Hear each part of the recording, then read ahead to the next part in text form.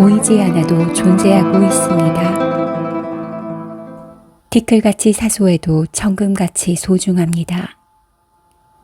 파란 하늘을 떠가는 하얀 구름을 봅니다.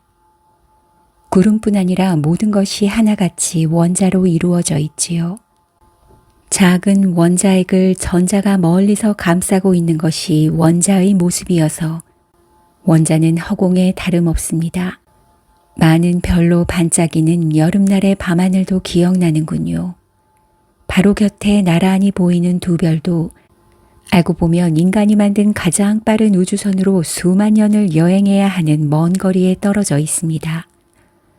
허공과 다름없는 원자들이 모여 인간이 되고 인간의 세상 바깥의 우주도 허공과 다름없습니다. 인간의 티끌 같은 사소함과 평범함에 실망할 수도 있지만 우린 다르게 생각하기로 해요. 우리는 티끌같이 사소한 이성으로 이 광막한 우주에서 우리가 어떤 티끌인지를 스스로 알아낸 놀라운 티끌이니까요. 물리학은 정말 아름다워요. 마치 멋진 그림을 보며 우리가 느끼는 아름다움과 비슷하지요. 우리 바깥에 존재하는 그림과 우리 마음 사이에 어떤 합일화된 느낌이 그림의 아름다움을 만들듯 우리 바깥에 있는 자연과 우주의 무언가가 우리 이성과 조우에 만들어내는 이해의 느낌이 물리학의 아름다움이라 할 수 있습니다. 예술 작품을 알면 알수록 그 아름다움을 더욱 느낄 수 있는 것처럼 과학과 물리학도 마찬가지 아닐까요? 자주 듣고 깊게 읽으면 과학의 아름다움에 그리고 인간 이성의 경이로움에 많은 이가 공감할 수 있을 것입니다. 저는 과학자입니다. 과학의 여러 분야 중 물리학을 그리고 물리학의 세부 전공으로는 통계 물리학을 연구하지요. 물리학을 공부하다 보면 간혹 생각이 엉뚱한 곳으로 흘러갈 때가 있습니다. 물리학의 질량을 생각하다가 마음의 무거움을 떠올리는 것처럼 말이지요. 그럴 때는 가만히 생각의 흐름을 곁에서 지켜보곤 했습니다. 불교 선승의 화두처럼 물리학의 개념 하나를 꼭 붙잡고 생각을 이어가는 시기지요. 골짜기 높은 곳에서 출발한 졸졸 샘물은 다른 물줄기와 만나 넓은 강으로 흐릅니다. 작은 흐름이 과연 어떤 강에 닿을지 짐작도 못하고 생각을 시작할 때도 많았지만 흐르는 것은 흐르는 대로 그냥 내버려 두려고는 했지요. 그 자체가 저는 참 재미있었습니다.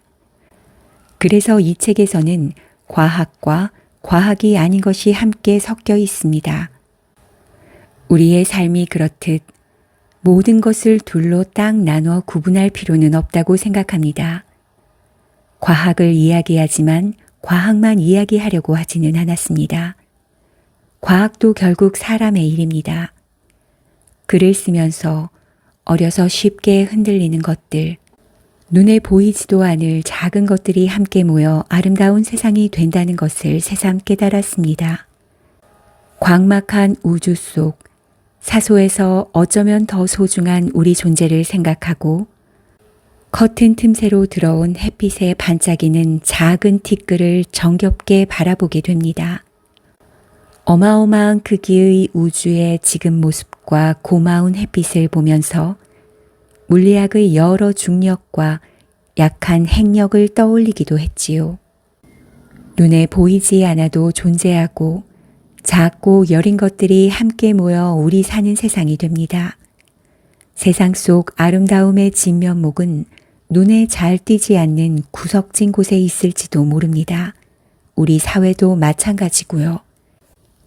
잘 보이지 않는 곳을 애정어린 시선으로 보고자 하는 모두의 노력이 더 아름다운 세상을 만들 수 있다고 생각합니다. 세상 속 하나같이 사소해서 그럼에도 불구하고 아니 그래서 더욱 소중한 우리 모두를 생각합니다. 티끌같이 사소해도 태산같이 무겁습니다. 10년 전의 나와 10년 후의 나는 같다고 할 수 있을까? 우리 모두는 이 세상에 태어나 각자의 삶을 살다가 결국 소멸하는 존재다.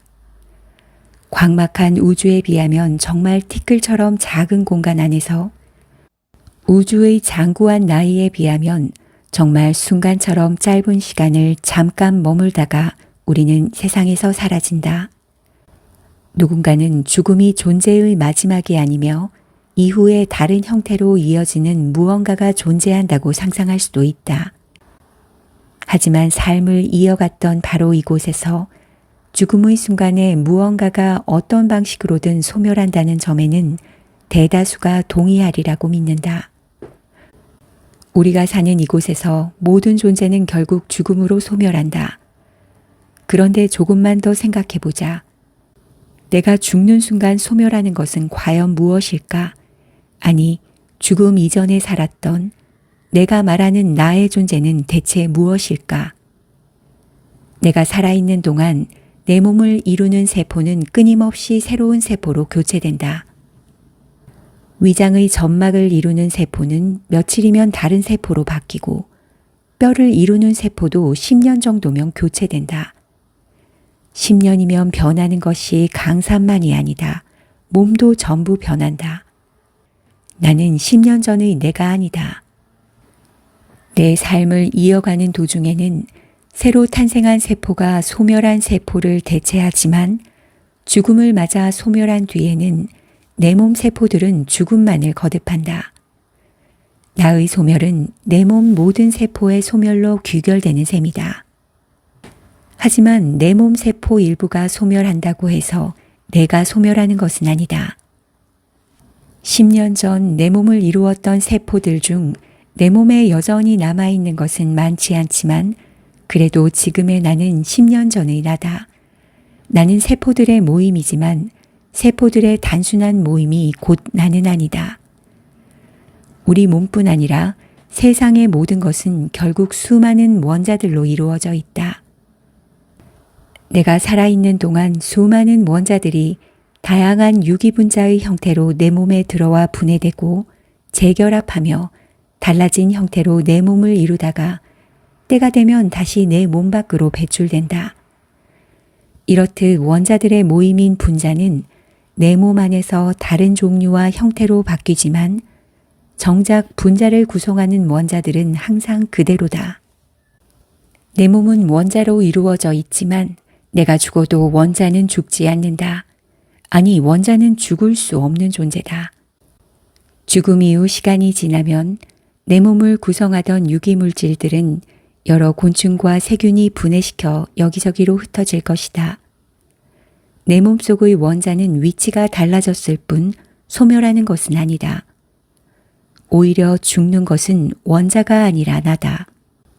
이렇게 생각하면 나의 몸은 지구라는 행성에서 살아가는 모든 생명체의 공유자산이라고 할 수도 있겠다. 우리 각자의 삶은 순간이지만 이 몸을 이루는 원자의 삶은 영생에 가깝다. 각자가 죽음을 맞이하더라도 아무것도 소멸하지 않는다. 내 몸만이 아니다. 우주를 구성하는 것은 소멸하지 않는다. 단지 형태를 바꿀 뿐이다. 우리는 결국 별의 먼지라는 것, 그리고 내가 죽음으로써 소멸해도 나를 구성하는 원자들은 자리만 옮길 뿐 소멸하지 않는다는 것은 엄연한 과학적 사실이다.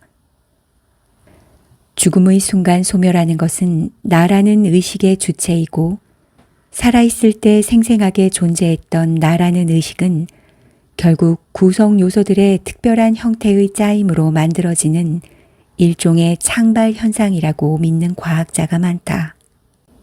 인간이란 존재의 유한성과 우리 모두가 이곳에서 결국 맞닥뜨릴 존재의 소멸은 과학자인 나에게 큰 울림으로 다가왔다. 우리는 소멸에서 더욱 소중한 존재다. 단순히 인간에게만 해당되는 것은 아니다. 이곳에서 짧은 삶을 살다가 덧없이 사라지는 존재는 하나같이 소중하다. 영생을 믿지 않는 나에게 지금 삶은 단 한 번 주어진 두 번 다시 반복할 수 없는 소중한 삶이다. 이번 생을 망치면 나에게 다음 생은 없다.